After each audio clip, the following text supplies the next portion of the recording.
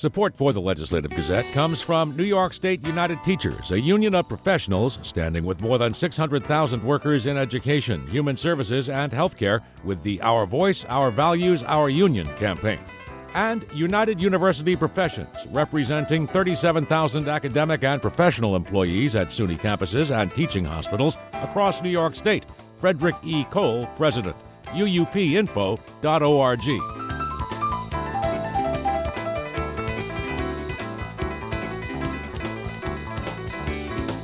Republicans and conservatives are claiming victory in the rejection of 3 ballot proposals this week that would have allowed mail-in voting in New York, same-day voter registration, and make changes to the state's redistricting process.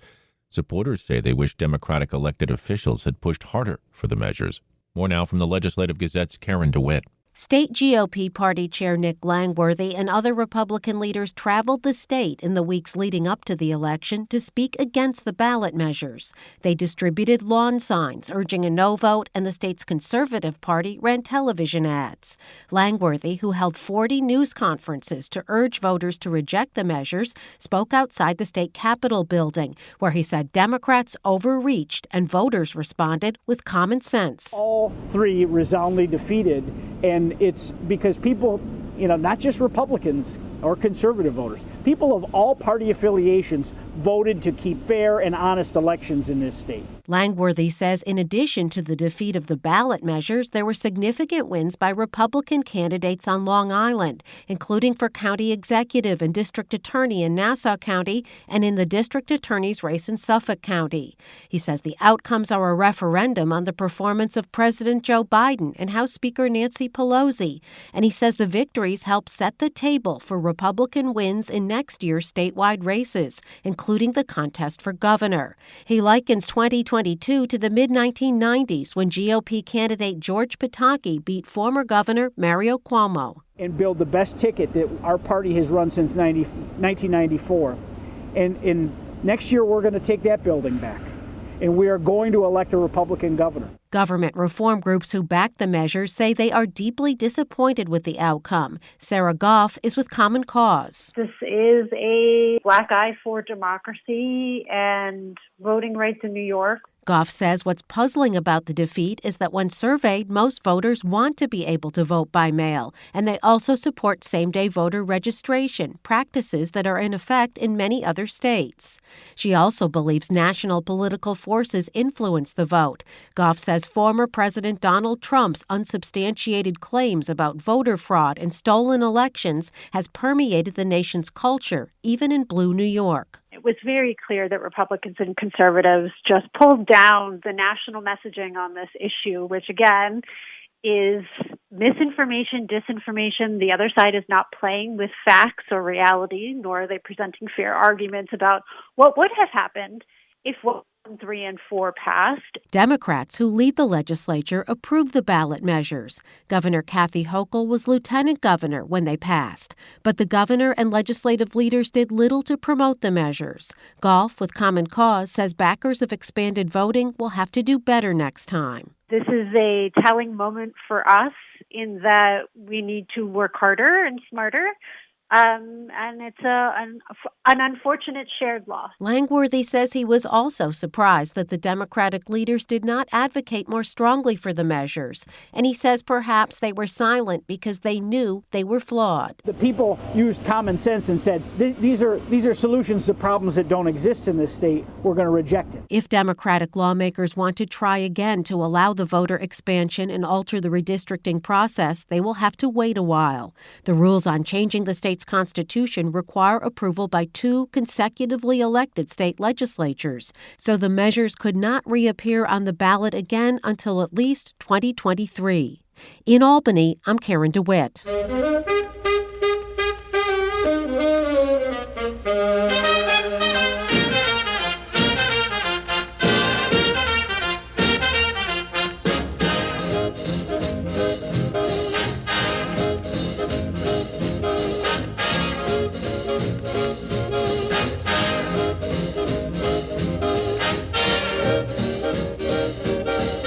You are listening to the Legislative Gazette, a program about New York State government and politics. I'm David Gustina. Joining us now, Legislative Gazette political observer Alan Chartock. Alan, elections around the country this week. And in the New York City major races, as predicted, Democrat Eric Adams handily defeated Republican Curtis Sliwa. And Alvin Bragg has been elected Manhattan's first black district attorney. The 48-year-old Democrat easily defeated Republican Thomas Kenniff to join a wave of progressive reform-minded prosecutors in several big U.S. cities. And he takes office in January. He'll inherit an ongoing investigation of former President Donald Trump. And the question keeps coming up, will any of these investigations, wherever they are, stop the former president from what seems to be his pursuit of another White House run?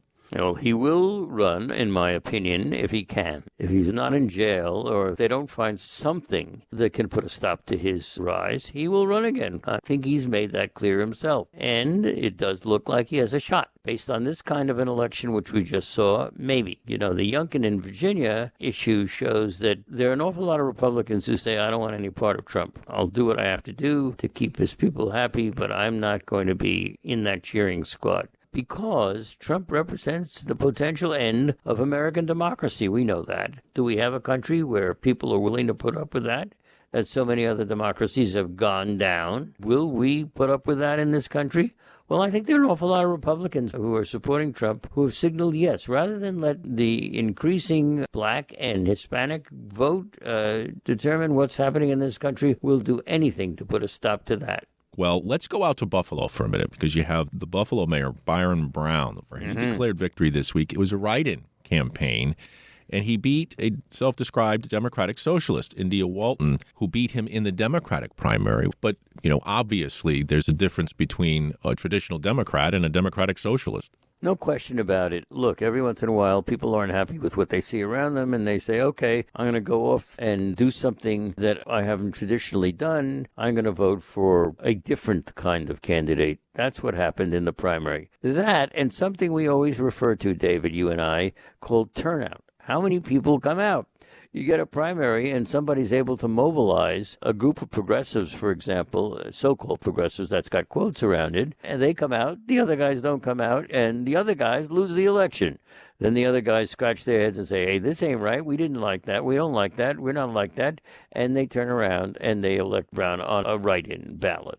Well, this is something that is part of the democratic system, the voting system, and we saw it happen in Buffalo. So, that's the lesson that everybody has to learn who's running for political office. Just make sure your people turn out.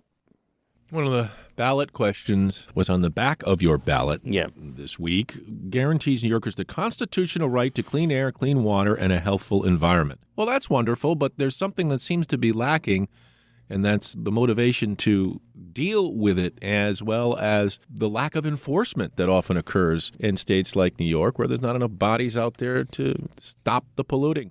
Well, yeah. Look, the ballot question seemed pretty simple. You want cleaner air? Yes. Okay, good. How could you vote against that? There are people who said you should vote against it because there'll be lawsuits as a result of that. Nah, let the people speak and let the people say, we want clean air and this is a good idea. You can look for all kinds of motivations that just aren't there to vote no on something like that. Now, David, proposition number 1, which was turgid, to put it mildly, it was written in legalese. You couldn't understand it. My old doorman, Harry, on 96th Street used to say to me, I just vote no. And that's what happened. People voted no. They didn't understand it, and they voted no. And, David, if you read it really carefully, you get the idea that there are some IPPs in proposition number 1. I know I did, and I saw them. IPP stands for Incumbent Protection Plan. And there was some of that in there, and I think New Yorkers are smart. They smelled a rat, and they voted no. Let's talk about the Supreme Court for a minute. Big case out of Rensselaer County, New York, on gun rights. The Supreme Court began hearing arguments this week that could lead to more guns on the streets of New York and Los Angeles, Alan. The case also could threaten restrictions on guns in subways, airports, bars, churches, schools, and other places where people gather. The cases the justices are hearing could dramatically increase the number of people eligible to carry firearms as they go about their daily lives. The case centers on New York's restrictive gun permit law and the right to carry a gun outside the home for self-defense. Well, we know the history of that court, and the court has gone in favor of more guns. And now with the Trump appointees to the Supreme Court, it's probable that you'll see some of the same. I mean, after all, the court they didn't have to grant cert or certiorari to the case, but they did. And that is troublesome to me. The last thing we need in this country is more guns, that's for sure. The people know it, they say it, and yet this is just happening again and again. It's, to put it mildly, awful. Well, we've been talking about lately the race for governor. The fact now that Attorney General Tish James has announced she's running, which shakes up what is likely to be a number of candidates running for that office. The office we haven't been talking about as much is who's going to run for the AG. And Zephyr Teachout, how could you forget that name, says she's interested. She's been making moves. As Yancey Roy, the Albany Bureau Chief for Newsday, and you discussed this week on your Capital Connection program, another race that's likely to see a number of people vying for an open seat. Well, that's right. Here's where name recognition means a lot. As you have just suggested, who's going to forget the name Zephyr Teachout? You don't see many of them. But Attorney General in New York is a huge office. You have a lot of power, number one. And number two, with some regularity, Attorney Generals have been getting into the governorship. And that's why they call it AG, Attorney General, or almost governor. And therefore, it becomes a very attractive office for people to run for. And it is something that will tell us a lot about who's on track to be governor. Legislative Gazette political observer Alan Chartock.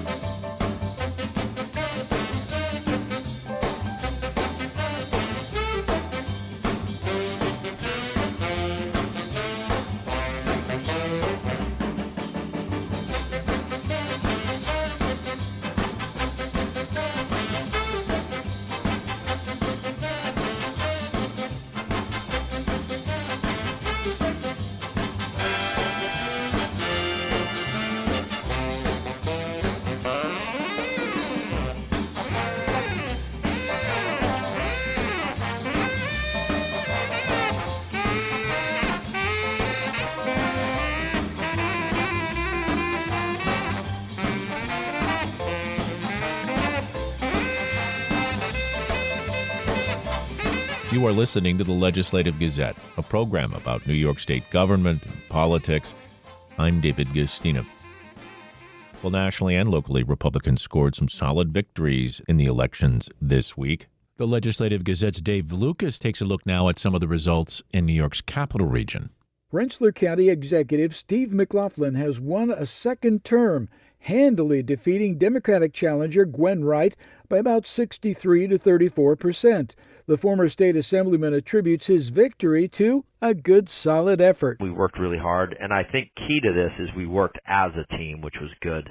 And, you know, to anybody that puts their hat in the ring, I certainly applaud that. It's not easy to do, and so for my opponent, she did that, and anybody that's willing to put their name out there deserves credit. Wright issued a statement wishing McLaughlin success, writing in part, quote, "A loss is not always a loss. This campaign was an opportunity to learn and build infrastructure to support local candidates."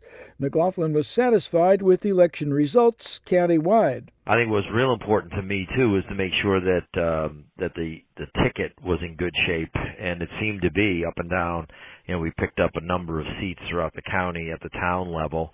I think we have a pretty good chance, actually, of getting the majority on the Troy City Council, but we have to wait and see how the absentees shake out. But it's very close in one of those races. The race for mayor in the city of Rensselaer remains too close to call for the second straight election.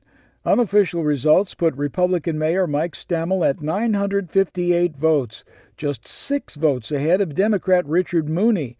With about 200 absentee ballots outstanding, Stammel says the final result likely won't be decided until next week. Mooney said he remains confident he will win. Mooney lost to Stammel in a 2019 special election. Meantime, Republican Peter Crummy has won the race for Colony Town Supervisor, marking a political shift atop the capital region's largest suburb. Crummy received 57% of the vote compared to 42% for Democrat Kelly Matija. according to unofficial results. Crummy stepped down as town justice, a post he'd held for more than 20 years, to run for supervisor. He spoke with WAMC Tuesday night. I support strong public safety, which includes support for our police, volunteer fire, and our emergency medical services. I also believe we have to ramp up fixing our roads. And the last thing that I want to focus on right away is lifting our parks, maintaining our parks. Matija thanked supporters Tuesday night. I'm overwhelmed with appreciation for the amazing work of my team. And I just hope the entire town will join me in wishing success for Mr. Crummy. Democratic Supervisor Paula Mahan decided not to seek an eighth two-year term in the Albany County town of more than 80,000 people. She did not make an endorsement in the race to succeed her. For the Legislative Gazette, I'm Dave Lucas.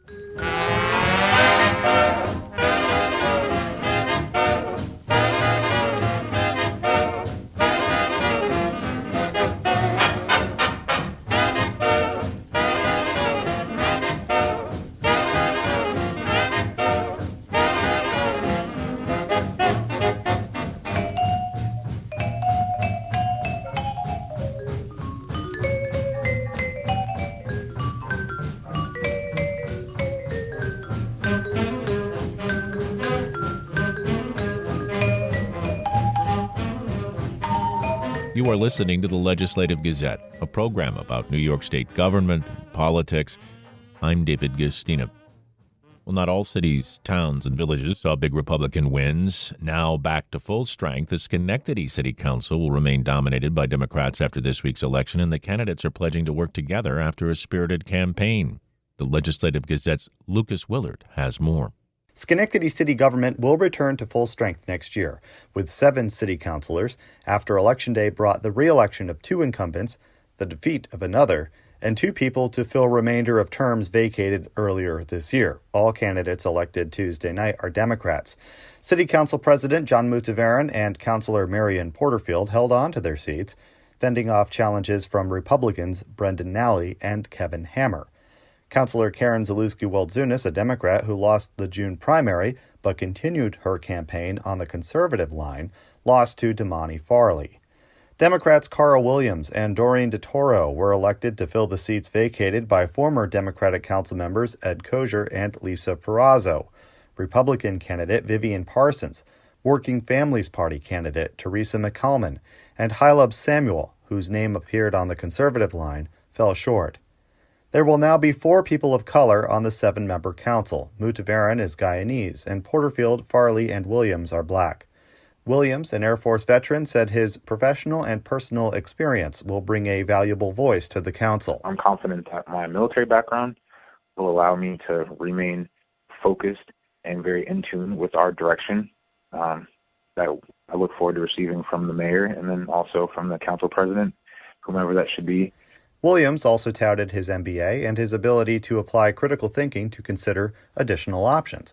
At 31, he is the youngest person elected to the council on Tuesday. But then also using my personal experience as a person of color, but then also someone that is younger, someone that is a homeowner, new dad, with understanding how do we get our younger emerging families fully vested in this community. DeToro, who was also successful Tuesday, won the June primary despite not receiving the endorsement from the city Democratic Committee.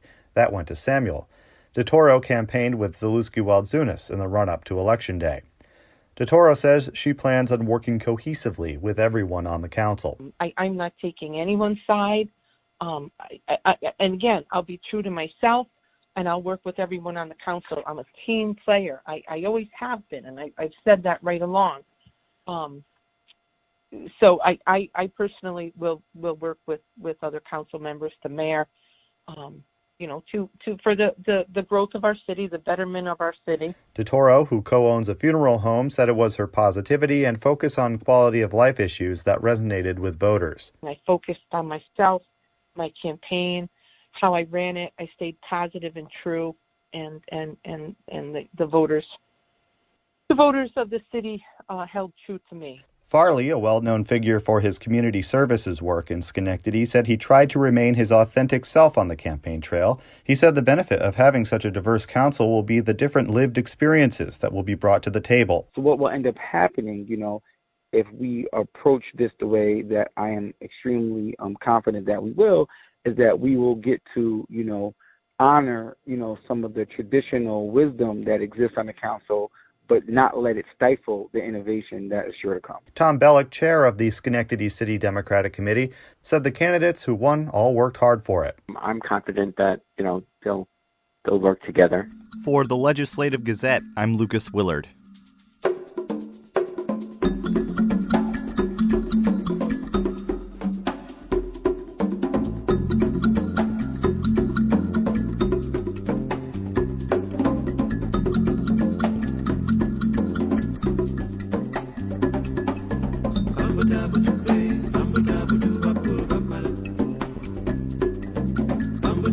You are listening to the Legislative Gazette, a program about New York State government and politics. I'm David Gistina.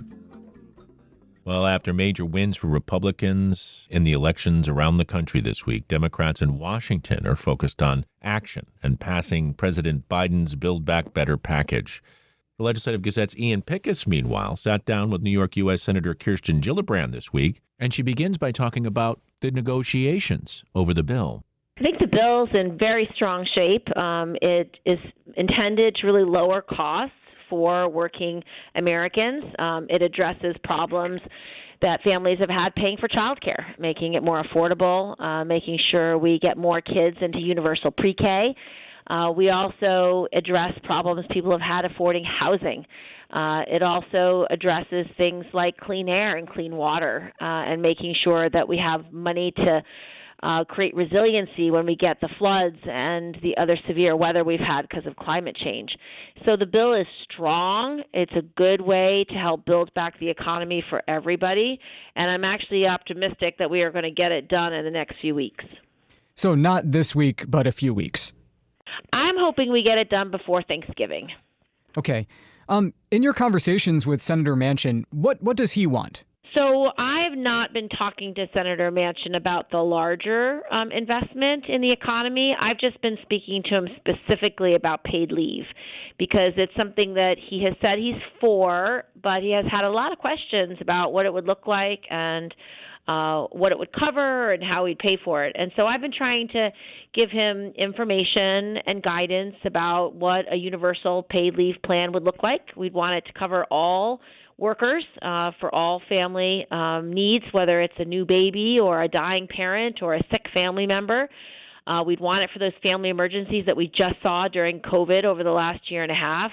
For example, when schools closed or when daycare centers shut down or when a family member got COVID and had to stay home and someone needed to look after them. Those were the kinds of things that we'd really want a national paid leave plan to have to be able to cover. But as we speak here on Tuesday, it's out of the bill, as far as I understand. Yes, it's not in the bill today, but the ink is not yet dry on this bill, and it's not been voted on yet, so there's still time to negotiate. And since Senator Manchin has told me that he will maintain an open mind, and this is something that I know will also get a lot of Americans back to work, it's important. Also, we saw the pandemic result in 5 million women losing their jobs, 2.5 million still out of work. So we need to get all workers back to work, and one way to do that is to have a robust national paid leave plan. Would you vote on a final package that didn't include it? I would. I think the other investments of affordable daycare and universal pre-K and addressing affordable housing and money for clean air and clean water, especially with the PFOA problems we have in New York and the PFAS problems, as well as the flooding we've seen across New York State, we need those resources to help build our communities back. And that's what this bill is all about. How does this federal idea differ from what Governor Hochul did this week, expanding New York State's paid family leave program? so Governor Hochul is following through on her promise to deliver a robust paid leave plan to every worker in New York State. And she's recognizing through this change that families are very, very different. A caregiver may well be your sister or brother. They may be your only family member alive. Your parents may not still be alive. Your children may not be there, or you might not have any. And so having caregivers to look after you when you're sick or very ill, or again, to make sure anyone could be a parent, those are important things. And so what she did was expand appropriate caregivers to include your siblings. So if my parents weren't still alive and I became very ill, maybe my sister would be the one who would care for me in my time of need. The Legislative Gazette's Ian Pickus speaking with New York U.S. Senator Kirsten Gillibrand.